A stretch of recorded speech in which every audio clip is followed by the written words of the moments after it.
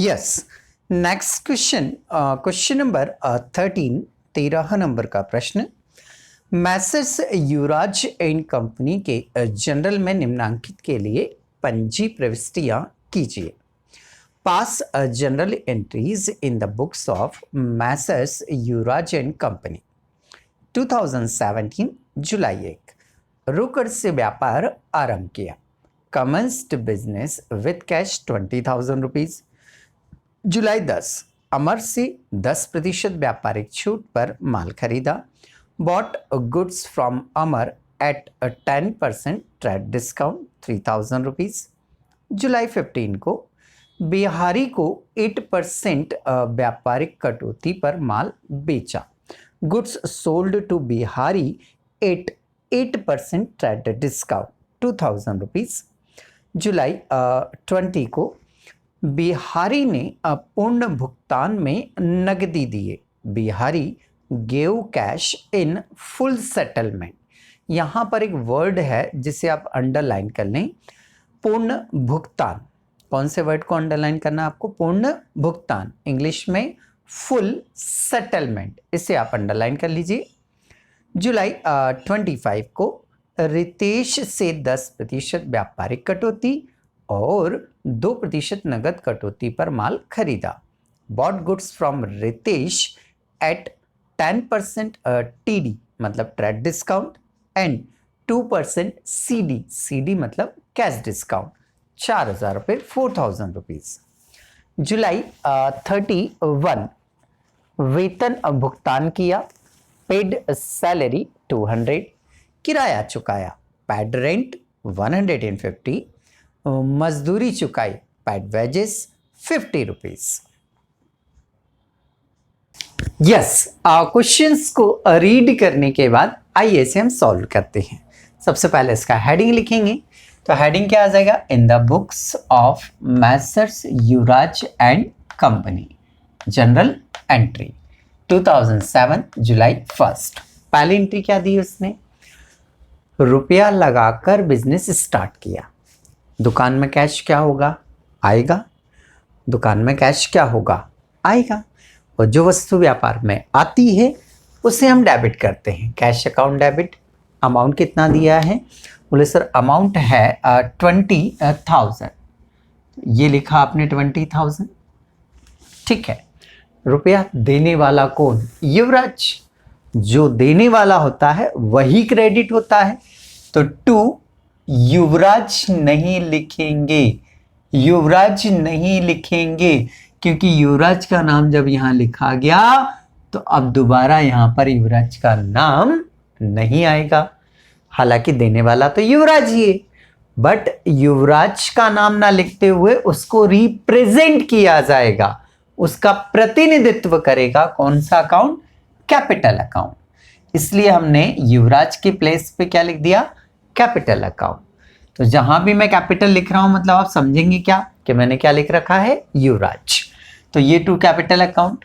Amount कितना आ जाएगा? Similar 20,000।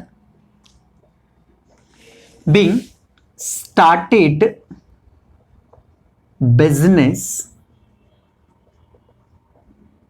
With a cash. ये नरेशन हो गई हमारी, पहली एंट्री हमारी कंप्लीट हो गई। दूसरी, अमर से 10% व्यापारिक छूट पर माल खरीदा। अमर से माल खरीद रहे हैं, दुकान में वस्तु आएगी तो हम उसे डेबिट करेंगे। क्या लिखेंगे हम? Purchases account debit. अमर से माल खरीदा है तो देने वाला कौन हो गया? अमर।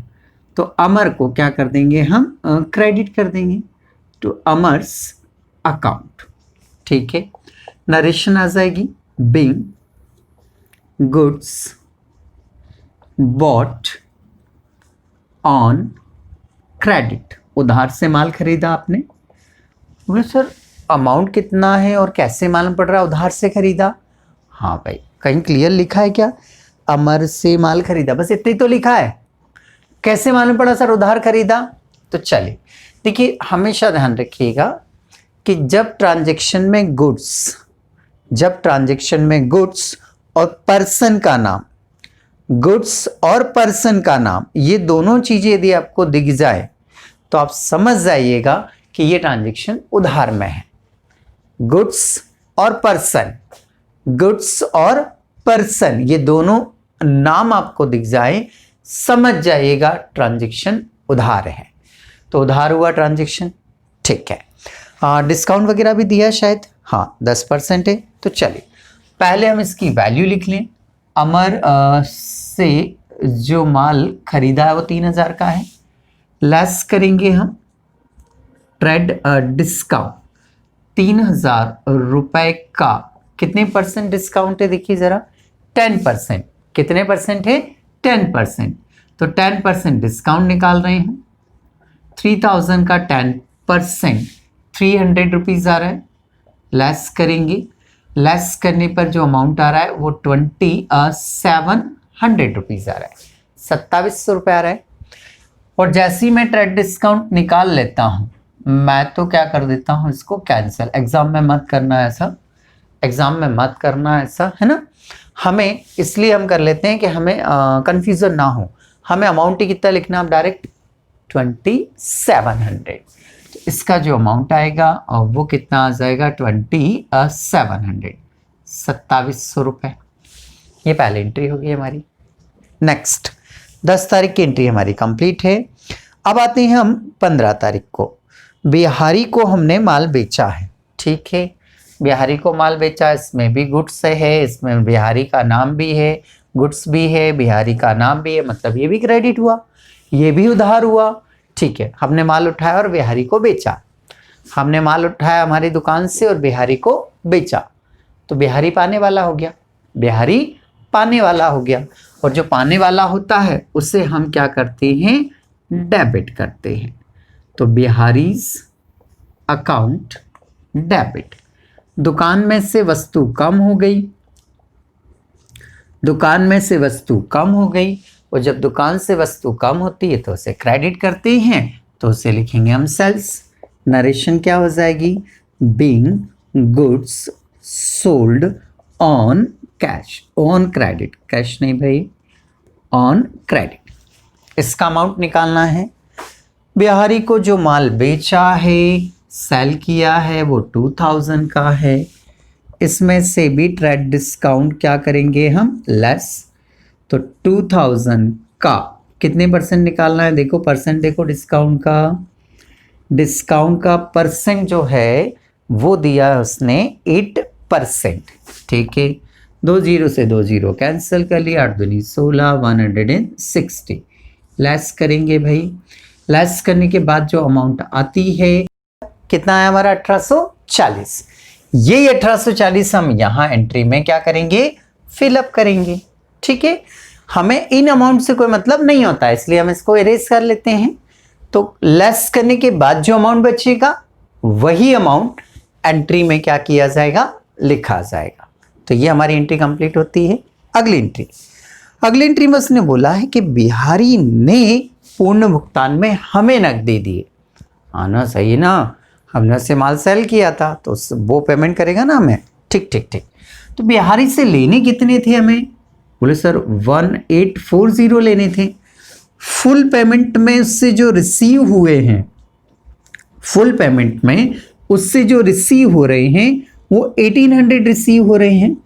तो जब भी वो ऐसा लिख दे, हमने पढ़ते समय भी अंडरलाइन किया था कि फुल पेमेंट, फुल पेमेंट या फुल सेटलमेंट, यदि ऐसा लिख रहा है इसका मतलब यह है कि अब बाद में वो पेमेंट नहीं करेगा।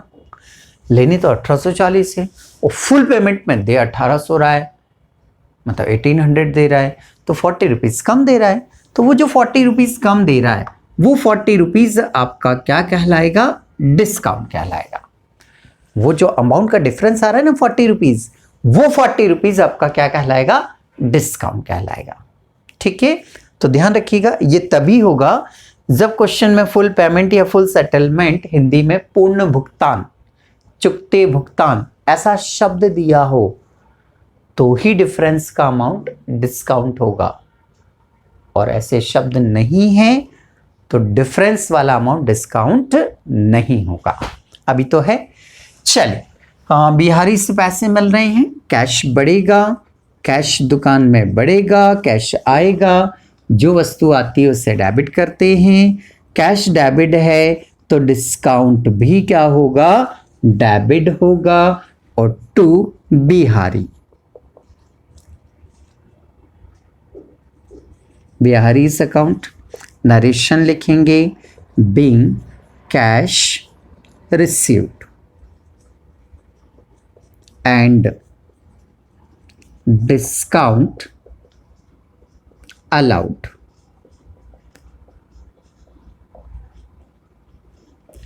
रुपया प्राप्त हुआ और बट्टा दिया, हमेशा डिस्काउंट अपोजिट ही चलता है। कैश रिसीव होगा, डिस्काउंट अलाउ होगा, कैश रिसीव होगा तो डिस्काउंट अलाउड होगा। ओके, अमाउंट कैसे लिखें, तो आइए, पेमेंट जो हुआ है उसने बताया 1800 का पेमेंट हुआ है, डिस्काउंट कितना आपका 40 रुपीज़ है, तो बिहारी के सामने कितना आ जाएगा 18 एंड 40, 1840 रुपये। ये एंट्री हमारी यहाँ पर कंप्लीट हो जाती है। अगली एंट्री पढ़े हम, रितेश से 10% व्यापारिक कटौती और 2% नगद कटौती पर माल खरीदा। माल खरीदा, पहले ये डिसाइड कर लो कि ट्रांजैक्शन कैश है या नॉन कैश है, नगद है या उधार है। देख लो, उसने लिखा हुआ है कि रितेश और गुड्स, रितेश और गुड्स, रितेश और गुड्स। और मैंने तो पहले बोला है कि जब गुड्स आ जाए, पर्सन का नाम आ जाए तो उधार है। तो ये ट्रांजैक्शन क्या हुआ, उधार हुआ, नॉन कैश हो गया ये। और जब नॉन कैश है तो फिर कैश डिस्काउंट का कोई अर्थ ही नहीं है, कैश डिस्काउंट का कोई इंपॉर्टेंस नहीं है। इस एंट्री में कैश डिस्काउंट अप्लाई ही नहीं होगा, तो हम ध्यान ही नहीं देंगे, क्योंकि कैश डिस्काउंट कैश ट्रांजैक्शंस में ही अप्लाई होता है और ये कैश है ही नहीं। और जब कैश में नहीं है तो कैश डिस्काउंट केवल एक सूचना हो गई, हमें उसको अप्लाई नहीं करना है। ठीक है, तो चलिए एंट्री बनाते हैं हम। रितेश से माल खरीदा, रितेश से माल खरीदा, कितने का माल है भाई, 4000 रुपीज़ का माल है, ये लिखा 4000। डिस्काउंट है इस पर, देखिए तो कितने परसेंट है, 10% ट्रेड डिस्काउंट है।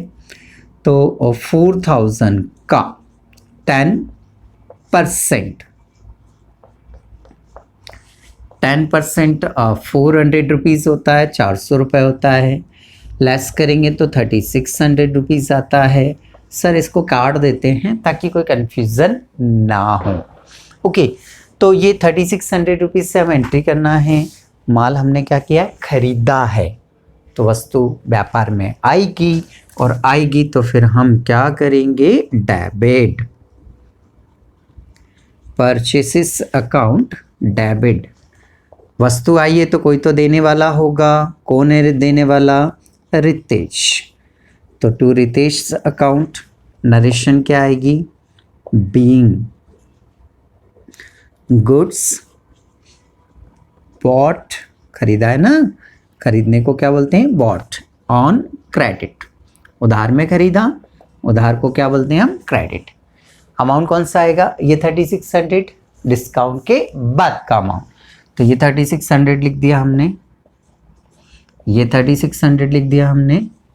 नेक्स्ट अगली एंट्री, अगली एंट्री है बेटा 25 तारीख को हो गई, 31 जुलाई को है। सैलरी दिया, सैलरी दिया हमने, तो फिर हम एंट्री क्या करेंगे, सैलरी अकाउंट डेबिट, कितने रुपीज़ है, 200। फिर उसने बोला रेंट दिया, तो रेंट दिया तो रेंट भी आपका एक्सपेंसेस है, रेंट अकाउंट डेबिट 150। फिर उसने बोला वेजेस दिया, तो वेजेस अकाउंट डेबिट, ये भी कितना है 50। देन फिर क्या आएगा, कैश, क्योंकि जब ये सारी अमाउंट का पेमेंट करेंगे, ये सारी अमाउंट का पेमेंट करेंगे तो दुकान में से कैश जाएगा, और जब कैश जाता है तो उसे हम क्या करेंगे, क्रेडिट। नरेशन आ जाएगी, being paid salary comma rent and wages, इनकी टोटल 400 रुपीज़, ये लिख दिया हमने। अब हमें सवाल हमारा कंप्लीट हो गया, टोटल लगानी है। तो चलिए हम इसकी टोटल लगा लेते हैं।